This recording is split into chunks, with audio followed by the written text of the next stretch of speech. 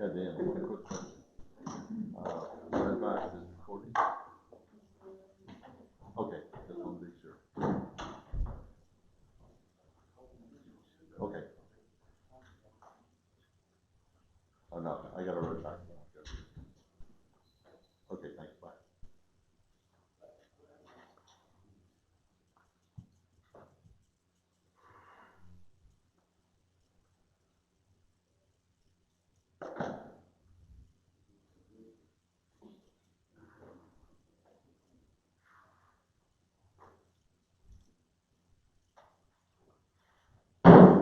Good evening. I'd like to call to order this board meeting for August 12, 2020 at 7:04 p.m.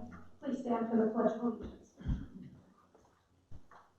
I pledge allegiance to the flag of the United States of America and to the republic for which it stands, one nation under God, indivisible, with liberty and justice for all.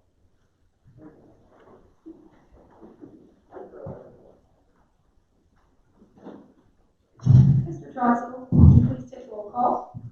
Yes, I will. Kevin Conley. Present. Thomas Schmidt. Here. Robin Arvanitis. Here. Caleb Johnson. Present. Rob Getzlaff. Present. Attorney David Austin. Present. Fire Chief Robert Patterson. Present. Deputy Fire Chief David Meyer. Here. Police Chief Pete Sormas. Present. Neil Simstad, representing East Engineering. Here. Jeff Hewitt, Public Works Director. Here. Jim Gorman, Director of Operations. Here. Robert Volkman, Town Manager. Here. Robin Teal, Recording Secretary. And myself, Mike Troxel, Clerk Treasurer. Thank you. The Waterworks Board consists of 3 members, Tom Schmidt, Kevin Conley, and myself, Robin Arvanitis. The first item on the agenda for the Waterworks meeting is the minutes of the July 8th, 2020 meeting. So moved. Second. All in favor, say aye. Aye. Motion carries. Next on the agenda is claims. Mr. Troxel, are there any additional claims? No additional claims at this time. So moved claims. Second. All in favor, say aye. Aye. Claims are passed 3-0. Next on the agenda, we move to reports. Are there any reports from Mr. Goldberg? Yes, Madam Chairman, just for the record, on August 14th, the moratorium on disconnections for utility non-payments is lifted. So the utility departments will go back into the normal mode of dealing with delinquent accounts. Thank you. Anything else? That's all. Thank you. Are there any reports from the staff? Any other staff? And are there any reports from the council members? No, ma'am. There is no old business, and there is no new business. Is there any business from the floor? Any business from the floor? This meeting is adjourned. Call to order the redevelopment commission meeting for Wednesday, August 12, 2020. The time is 7:07 p.m. The redevelopment commission consists of all the council members. So I'll bring in Councilman Caleb Johnson, and Councilman Rob Getzlaff into the redevelopment meeting. Minutes of the July 8, 2020 public meeting. So moved. Second. Motion and a second. Any discussion? All those in favor say aye. Aye. Opposed? Passes 5-0. Thank you. Claims, any additional claims, Mr. Troxel? No additional claims, Mr. President. Pleasure of the board. Motion to approve the claims. Second. Second.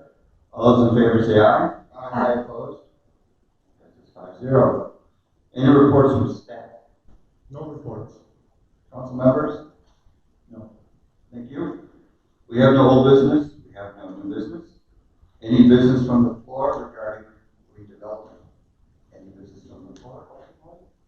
Any business from the floor? Excuse me, I'm not sure about the procedure. When? Step up. Step up.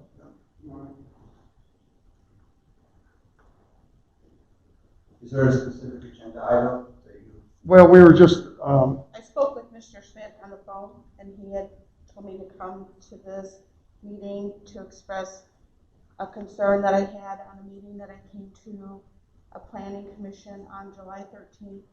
in regards to the building of the Frangles addition on 85th Avenue. I spoke with you, Mr. Schmidt. I'm seeing ejositis, and you said, please come to the meeting and Yeah, express your concerns. Is I this, believe that would be at the council. Yeah. When we get to the council meeting. So we're not at that point. That's what we were kind of wondering. I'm sorry that we can't, but yeah, I'm sorry. we're still in the routine here. I know, Yes. that's what I figured. I wasn't real sure of where I should have, I guess I should have asked you on the phone. We're in the middle of the redevelopment meeting, that's different, yeah, So so there's 4 meetings. There'll be 4 meetings. So, Okay. After this will be the utility board meeting, and then we'll move into the council meeting. And Council President Tom Schmidt will ask if there's any questions or comments on agenda items. okay, So that'll be the time for you to step forward and be heard. Great, thank you. thank you. Well, glad you spoke up, thank you. Okay, last call, any business from the floor? Hearing none, this meeting is adjourned. I'd like to call to order the utility board meeting for Wednesday, August 12th.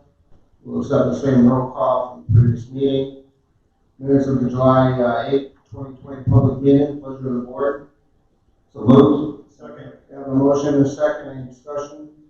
Hearing none, all those signify by saying aye. Aye. Opposed, motion carries 5-0. Claims and additional claims, Mr. Trostle. No additional claims, Mr. President. Pleasure of the board. So moved on claims. Second. We have a motion and a second, is there any discussion? Hearing none, all those in favor signify by saying aye. Aye. Opposed, motion carries 5-0. Any reports from staff or council members? No reports. Council? No. Okay. Mr. President, Yes. I know Mr. Hewitt's been on vacation, so maybe Mr. Volkman and Mr. Gorman, just about the fact about the power outage that we, I think it's worth mentioning that we still have pockets of town that are still out of power. Certainly the storm that came through on Monday was pretty severe across the whole county. There's a lot of, I think Minnesota had 30,000 to 40,000 people without power. And so there are pockets where, most of it was caused by downed trees and power outages, lines down. One of the things that exasperated the repairs is a lot of the line crews had already been moved to the East Coast to take care of the hurricane.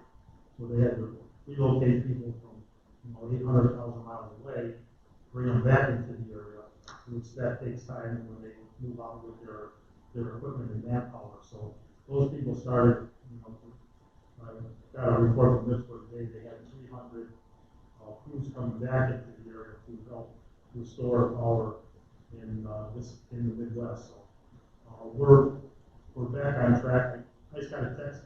My daughter's been out for 49 hours. Her power just came on just before the meeting started. So they're back on track. I know that some places probably won't have power till Friday or Saturday.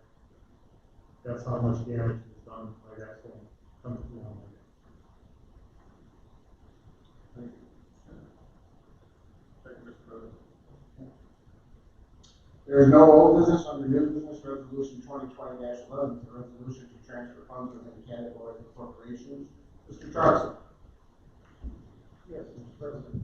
Yes, this is out of the wastewater operating maintenance fund, and we did this transfers to other expenses that we have coming up from the periodic tax reform. Pleasure of the board. Mr. President, I move to approve resolution 2020-11, resolution to transfer funds within a category of appropriations as Mr. Troxel just explained. Second. A motion and a second, is there any discussion? Hearing none, all those in favor signify by saying aye. Aye. Opposed, motion carries 5-0. Is there any business from the floor regarding utilities? Any business from the floor regarding utilities? Any business from the floor regarding utilities? Hearing none, this meeting is adjourned. We're now moving to the town council meeting. Good evening. I'd like to call the town council meeting for Wednesday, August 12th at approximately 7:12 p.m. The roll call will stay the same as the utility board.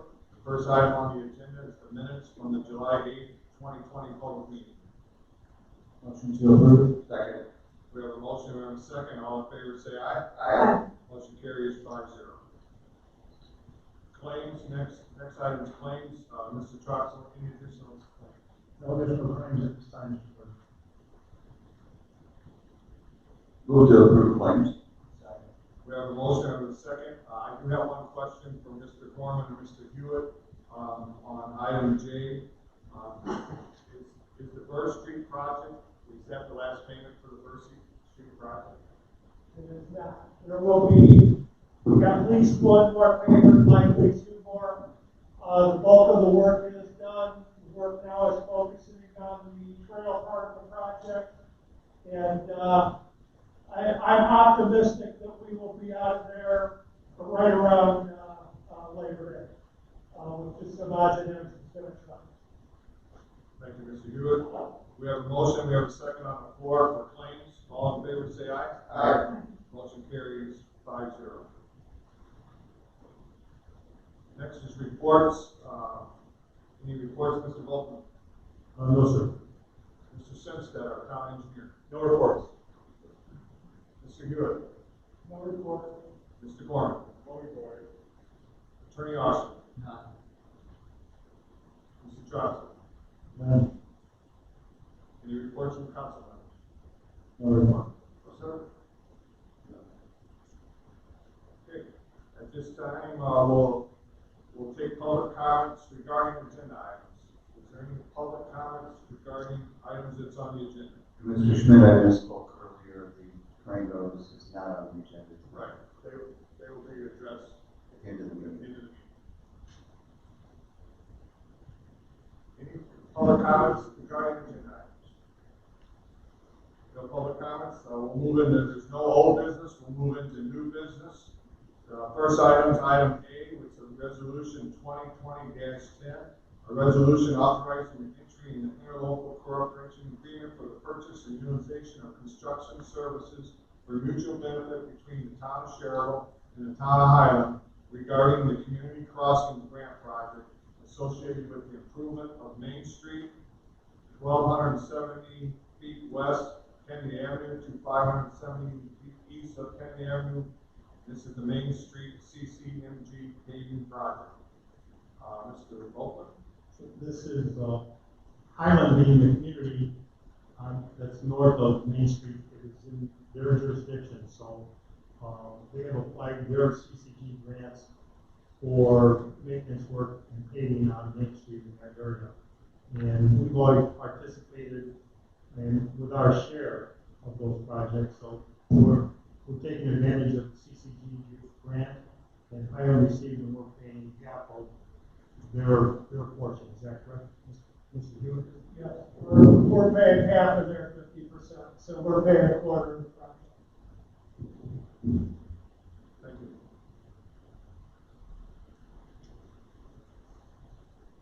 Mr. President. Yes.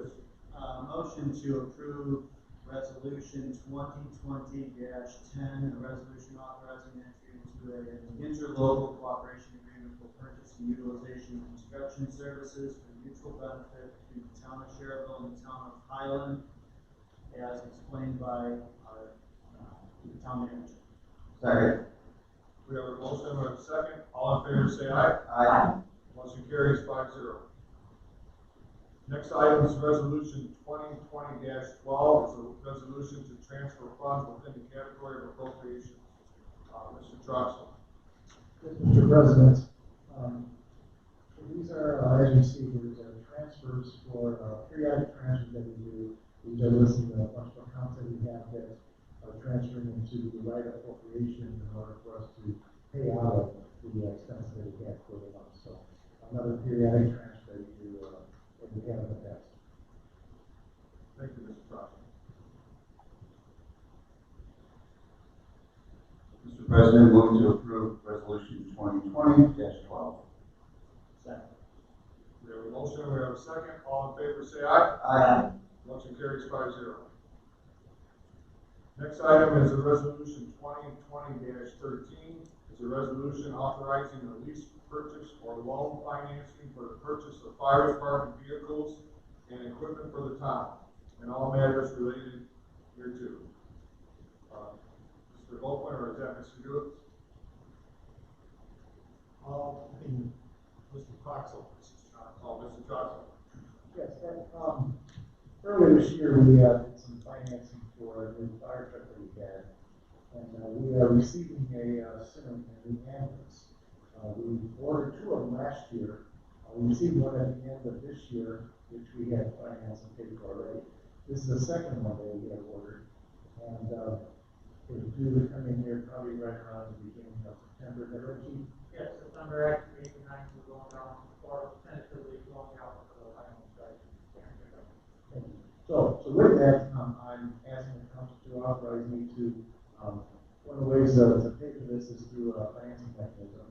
We did finance the fire truck earlier this year at 2.10%, which is a very good rate. This is approximately $350,000 vehicle that we'll be purchasing, so I'm looking to authorization of the resolution to finance this with the local banks like we did before with the fire truck. Thank you, Mr. Johnson. Mr. President, I make a motion to approve resolution 2020-13, a resolution authorizing lease purchase or loan financing for purchase of fire department vehicles and equipment for the town, and all matters related thereto, and specifically for the purchase of the ambulance. Second. We have a motion, we have a second. All in favor, say aye. Aye.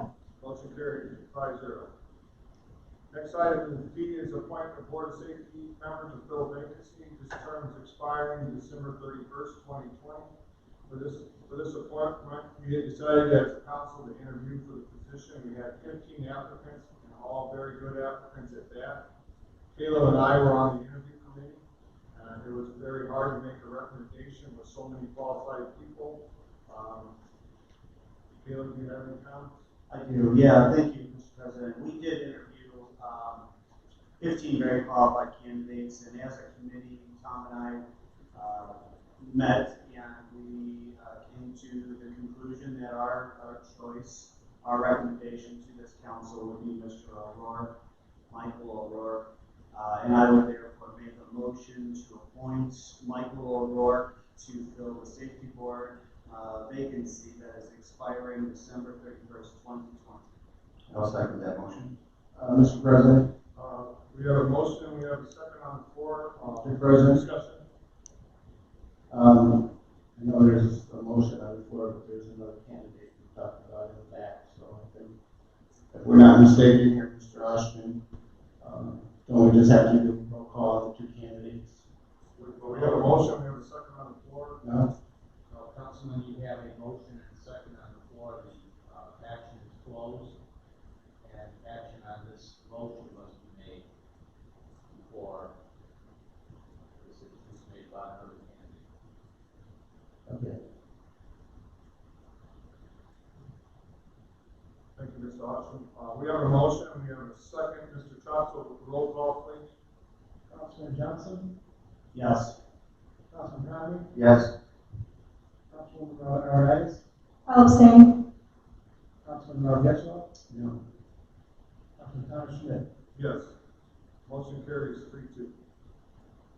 No. It's 3-1. I'm sorry, 3-1 with 1 abstain. Thank you.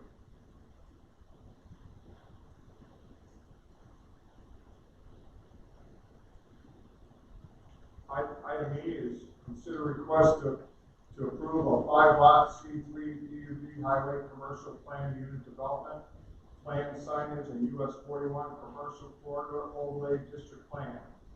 Planning Commission case 20-7-6. The petitioner is Oak District Development LLC, Dan Tersman, Luke Family of Brands.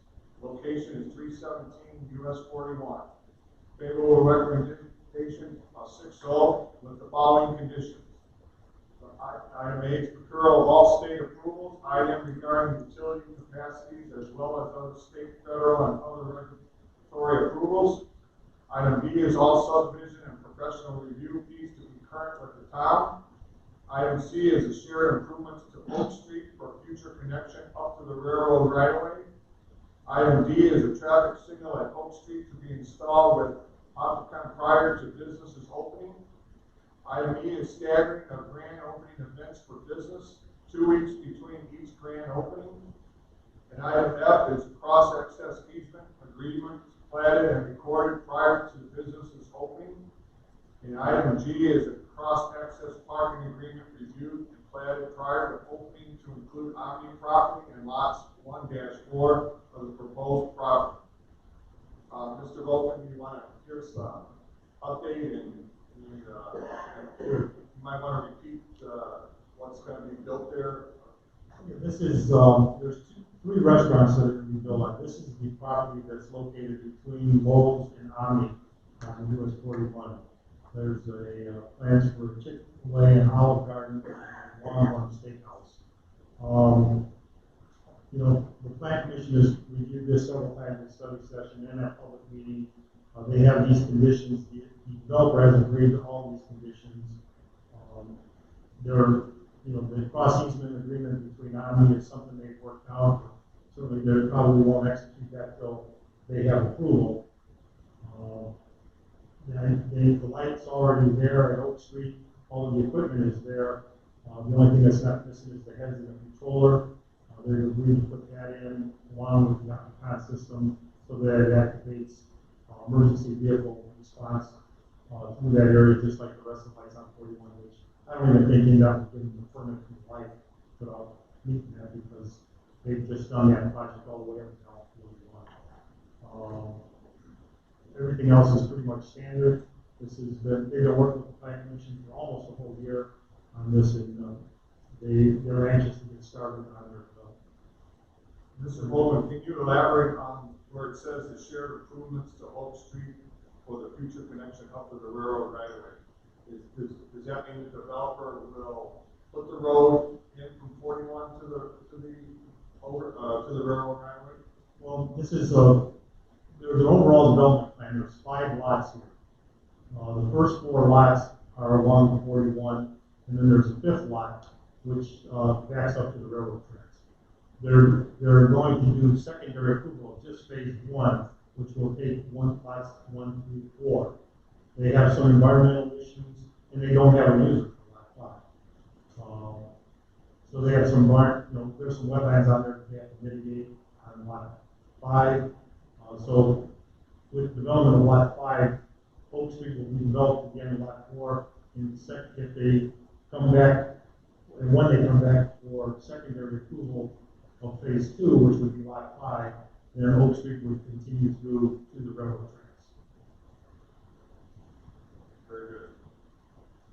You're probably about 30 to 40% from 41 to the railroad tracks with the first phase.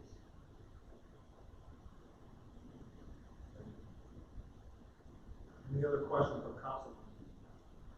Bob, in terms of Oak Street, eventually we want to get it under the tracks and connect it to Kennedy Avenue. Kennedy Avenue project, I know it's going to start roughly in 2023.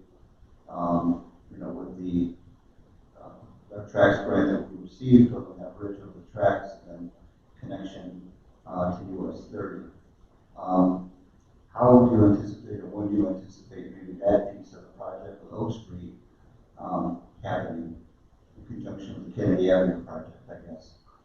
I would venture to say, certainly the catalyst of Oak Street being connected at 41 will be a catalyst. The second phase of this one goes through in the next few years. Then Kennedy Avenue, the tracks project, is supposed to start construction in 23. That's a 2-year project. So figure that'll finish in 25. And that will coincide with the first phase of Kennedy Avenue. So looking at long term with Kennedy Avenue, probably Kennedy Avenue, figure that if they continue through with funding and NERC funding doesn't get disrupted by what we're going through right now with the pandemic, I would anticipate Kennedy Avenue construction to finish right around 2030. And then if you embark on to Oak Street, right now, where we're at with our engineers, is the initial study using the NERC traffic model. You get the cost benefit for what you have to invest to go under the railroad tracks. Makes it very questionable whether you move forward with Oak Street. We're trying to modify that we feel it would have a much higher traffic demand than the emergency model demonstrates. So basically, we're kind of trying to tweak the plan to see whether it would warrant your consideration.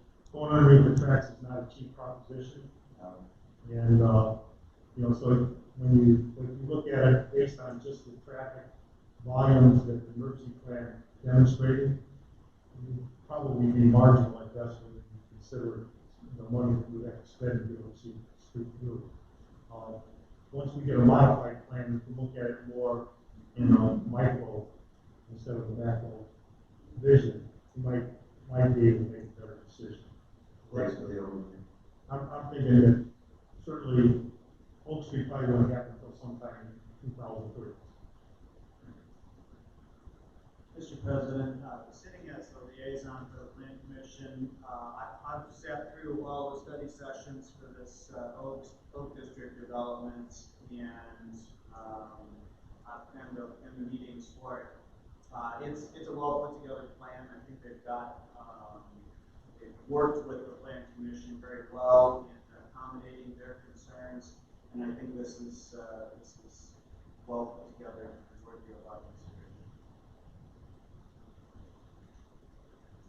Based on that, Mr. President, I make a motion to approve the request for a 5-lot C3 PUD highway commercial plan unit development, planned signage, and US 41 commercial corridor overlay district plan as outlined in the Plan Commission case 20-7-6 with petitioner Oak District Development LLC and Tursman Family of Brands, location 317 US 41, with the favorable recommendation 6-0 from the Plan Commission, and all the contingencies and conditions as outlined that you were earlier.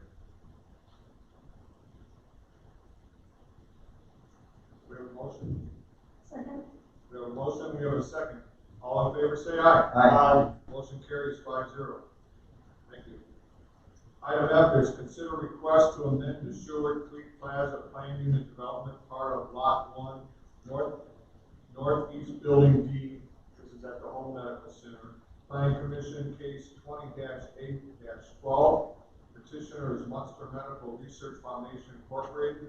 Location is 505-515 US 30. It came with a favorable recommendation from the Planning Commission of 6-0. Mr. Vogel.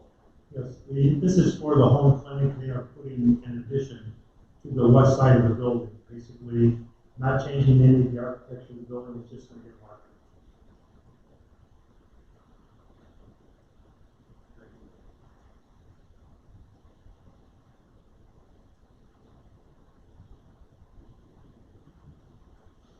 Mr. President, I would make a motion to approve the modification of the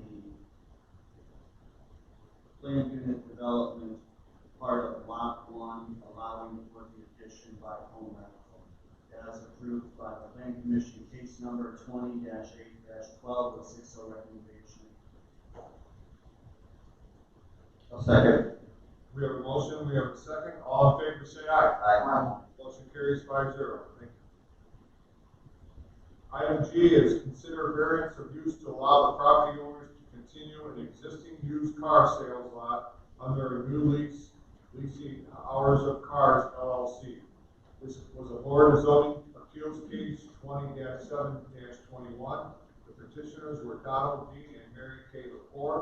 Location is 7725 West Lincoln Highway, which is the Alpine Motors, Lincoln Parkway Acres, Lot 7. It came with a favorable recommendation of 3-0 with conditions, all federal, state, and local approvals. Mr. Vogel. Mr. Chairman, your next item on the agenda H is the same thing, because there's 2 parcels here, so there are 2 different cases. You could possibly deal with both of them at the same time. They're the same issue. Mr. Lepore, who's here in the audience tonight, he's retiring from, he's been there for over 30 years now, and he's going to lease his site to another used car dealer they're gonna continue the operation as it is today. And so they came in, the new owner came in and asked for the variance of, use to operate a used car lot. So it's basically, the use is existing, it's just gonna be a leasing who's going to be operating the business from here on forward. He changing the name? They changing the name? Yes, House of Cards. House of Cars will be the new leaseholder. Thank you, Mr. Volkman. I have one question. Are the amount of cars going to be similar to what the present? I would think, I can't get any more cars on the lot. So I don't think that's gonna change. They're limited by what they have, laid out on the lot here. Only have so much parking there. Thank you.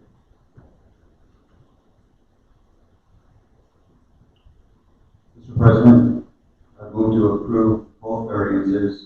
First, based on Plan Commission Case 20-8-12 and 20-7-22. No, sorry, 20-7-21 and BZA Case 20-7-22. Second. We have a motion and a second. I have one question, Mr. Volkman. What were the differences of the two requests? There were two car lots that were right next door to each other. Mr. LaFleur actually bought out his neighbor and has operated both of those for, the last 15 years, 20. And so now what he needs to do is he's going to lease it again. So the condition that the BZA placed on it is the variance is only for this user. So if they would move out and a new one would come in, they would be back in front of you for another variance request. I have another question, and I didn't understand this when I was listening to the hearing. The variance of use is because this is a non-compliant use for that property. What is the proper use for the property? Well, the used car lot requires a variance of use because it's not a listed use under the C3 guidelines. So not being a listed use, it becomes a variance of use. Mr. LaFleur has run the used car lots there for 30 years. And so he's now going to lease it, so we're going to have a new leaseholder, and they're required to get a variance of use, so they can operate at this location. And the contingency that was applied to the variance of use according to the BZA was that this variance would only apply to this lessee. That's correct. And the lessee is a corporation or an individual who's the new lessee? I don't know. No, It's an LLC. it's an LLC. So if that LLC is purchased by somebody else, the BZA variance or this variance that we're granting would still apply to whoever buys that LLC? You're a lawyer, I don't know. No, I that don't would be a think so. successor entity, and that successor entity would be the lessee for whom the condition of approval is applied. See, and the reason they're always going to be back is because we have to sign off on their license. And so used car lots have a state license, which we have to sign off on.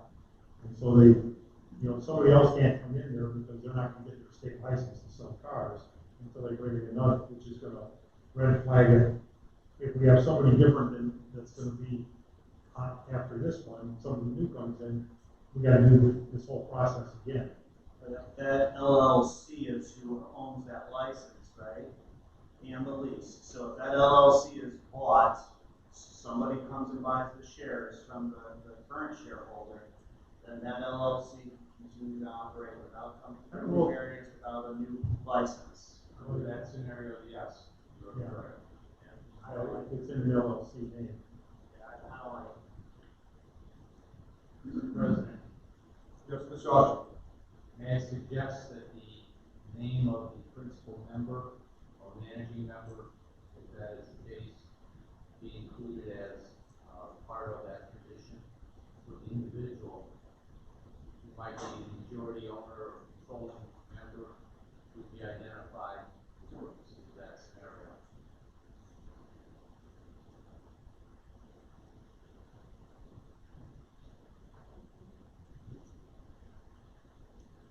Consider my motion so amended.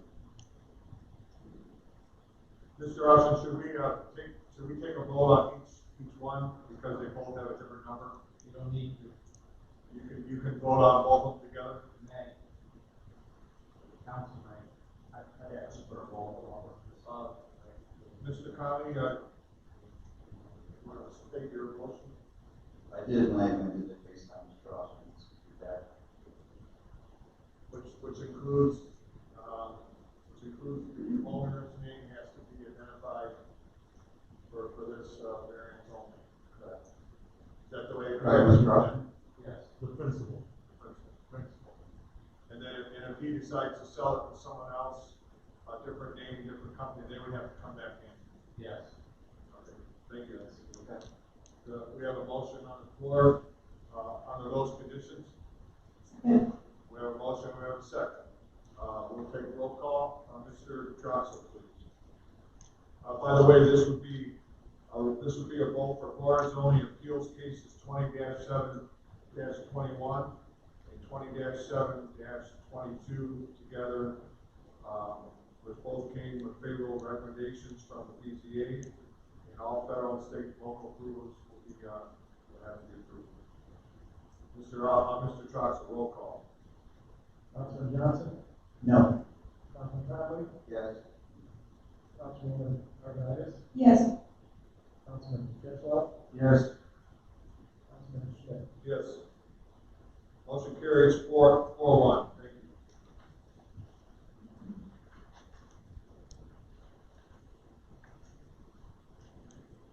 Next item on the agenda is consider approval of the Department of Natural Resources Bean Management proposal for the Hoosier Prairie and suspending town ordinances number 418 and 438. Mr. Baldwin.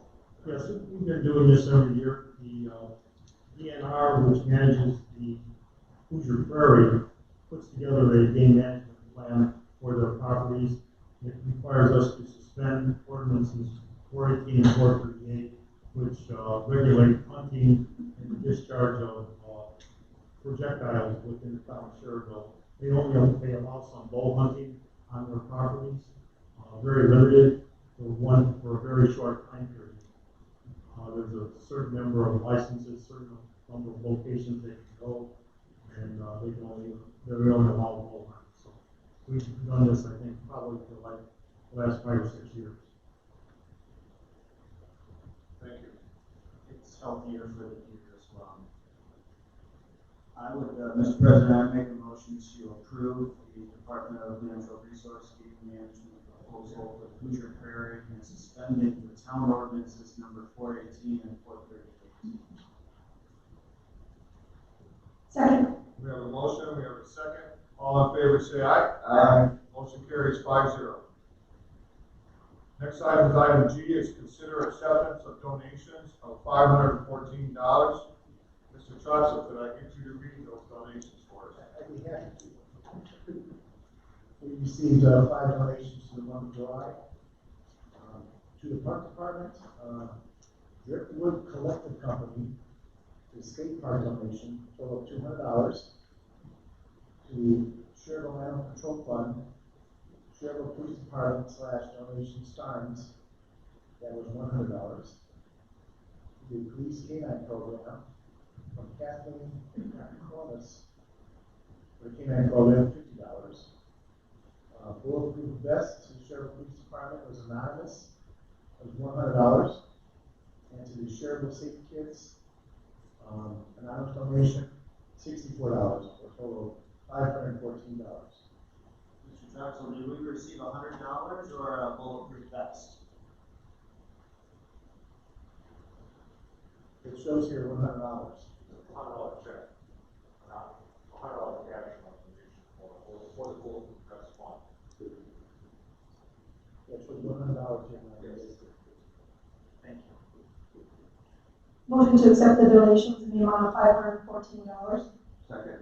We have a motion and a second on the donations. All in favor say aye. Aye. Motion carries 5-0.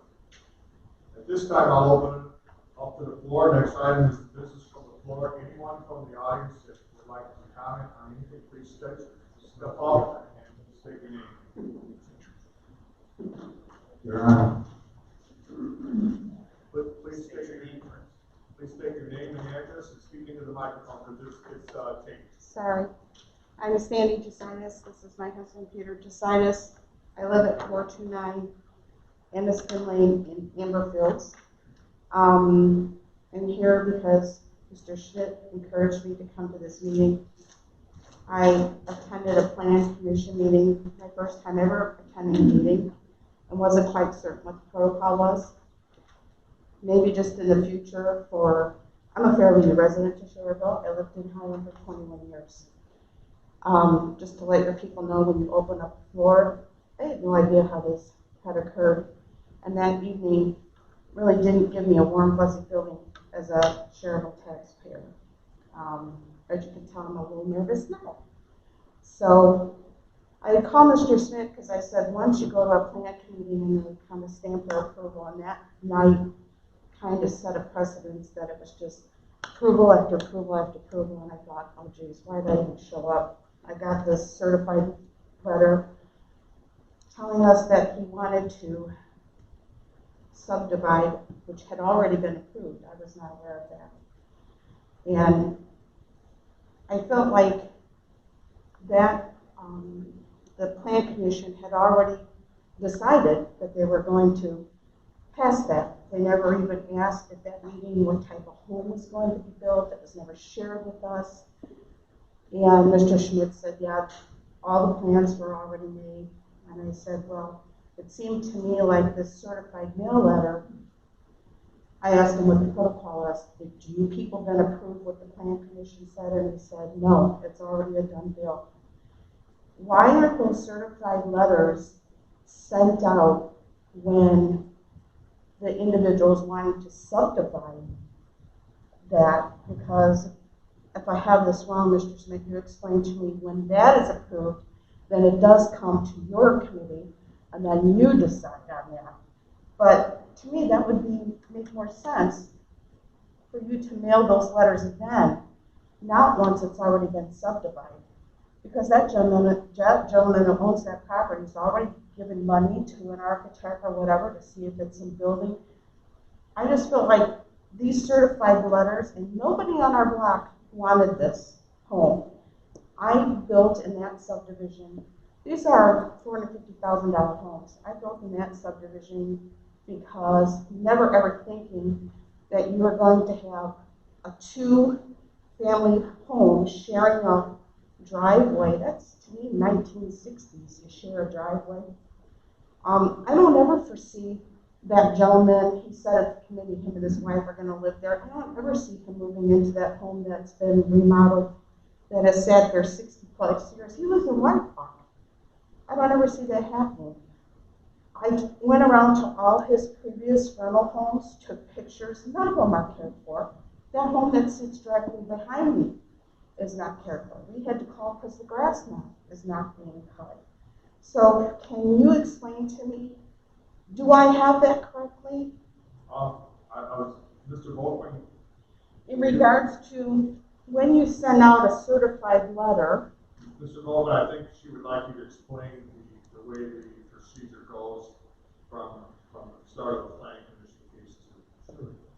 The certified letter you received was for the subdivision process. The gentleman, the petitioner, like, it was a two-lot subdivision. And so that legal notice that you received is for the two-lot subdivision. She's saying that when she got to the plan commission, it seemed like the plan commission had already decided that it was going to be subdivided, or that it was already decided. It was already It was not decided at that time. Now you got to remember, the plan commission's already seen this at a study session. Because the first thing a person has to do is they have to come to a study session. So they've already reviewed it. A two-lot subdivision is a pretty simple plotting process. It's not like doing, like you live in Everfield, it's not like doing, whatever that is, a 50-acre subdivision. It's two lots. So the two lots meet the standards of the subdivision control ordinance and the zoning ordinance. They're legal size, they meet all the requirements of the ordinance. So that's already been done at staff level. So the developer and his engineer already know the rules and regulations of the town. So it's a pretty cut and dry process for the plan commission. And I understand your confusion. You come in and you see this one time, and you think, oh, they just ran out of the scoop. These people have done this a lot, the plan commission members sit there, they understand the procedure, they've done it a lot of times. A 2-lot subdivision is a pretty simple plotting process. The one lot that the gentleman plotted out of there meets all the requirements of the ordinance. They are compelled to approve it because it meets our standards. Correct. What our point is the certified letter, we thought, when Sir, he comes. sir, hold on, please speak in the mic. Okay. Sir, turn the mic so everyone can. I'll just face this way. Anyway, our point was, we were kind of thinking maybe we should have gotten this certified letter when he originally came for an approval for a subdivision, because I know that was unincorporated, so now it's become part of Sherrville. They dug into my lot for sewer, so that's what we were wondering if we should have maybe came to a town council meeting when he was asking for an approval, because 5 of the 7 people that live on that street disagreed and did not want that house built. But basically for the planning commission, I understand they've already looked at it, he's meeting all the codes, that we understand, but we were at other issues and thought maybe we should be bringing that up at an earlier point when it made a little more difference. At least that's what we thought. Actually, I think that is the subdivision. So that was the first hearing, public hearing on the subdivision. And I think you're talking about annexation. The annexation was the first step, because you're right, it was in the county. And he approached the town to annex his parcel into the town of Sherrville. Should the adjoining neighbors have anything to say with that? That's what we're thinking at that time, is maybe when we should be able to speak up. That has a different notification requirement. That wasn't known, there were public hearings on that. The overall process takes usually 90 to 120 days. And, it's introduced here at a town council meeting, then it's advertised, the legal ads go in, but there is no notice requirement for annexation, for a voluntary annexation. Correct. I think that's what we're making as a point. Maybe that should be at that time for a future for other people, because like I said, there's 7 houses along that street. Sure. And 5 of us really didn't want that. And we would have liked to have spoken What about would be it. the objection to adding a parcel to the town? I understand exactly. It's more tax dollars for you, but we have a very strict guidelines for our subdivision, and that doesn't have to adhere to any of them. So we're thinking that's not going to necessarily help our property value. I mean, they tell us right down in our subdivision what kind of trees we are to plant.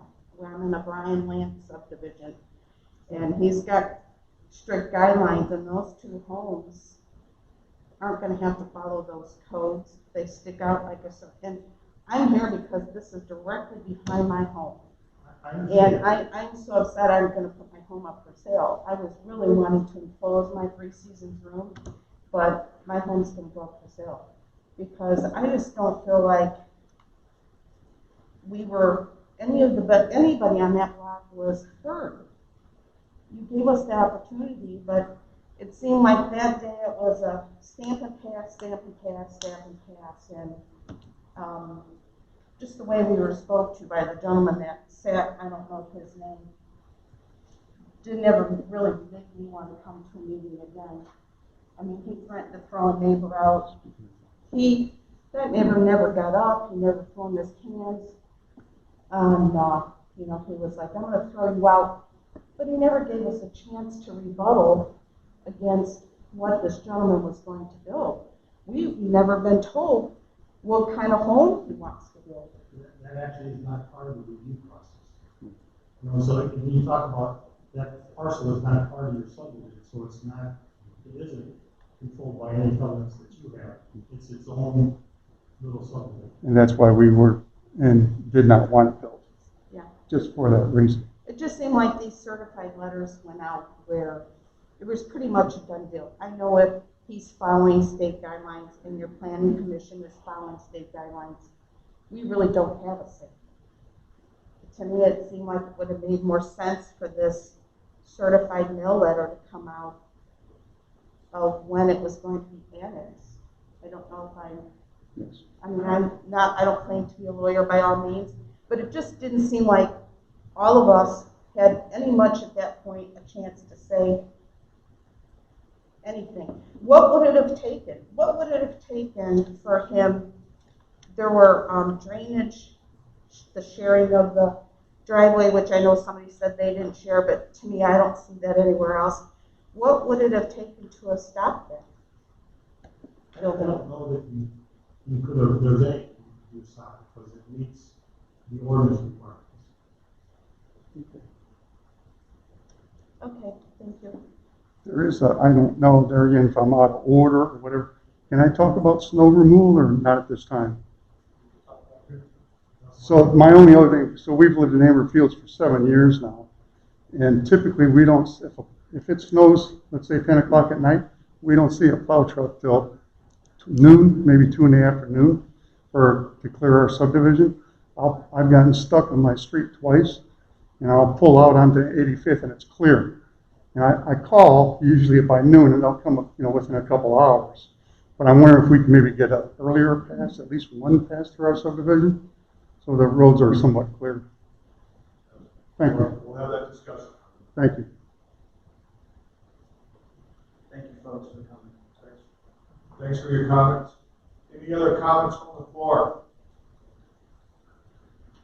If there's no other comments, I do want to recognize Chief Sormaz. I'm sorry I didn't recognize you earlier. Was there any comments you needed to make about the police department? No, nothing right now.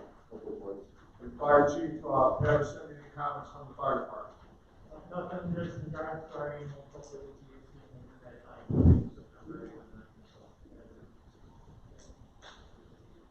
Is there any other comments from the floor? No other comments. This meeting is adjourned. Thank you.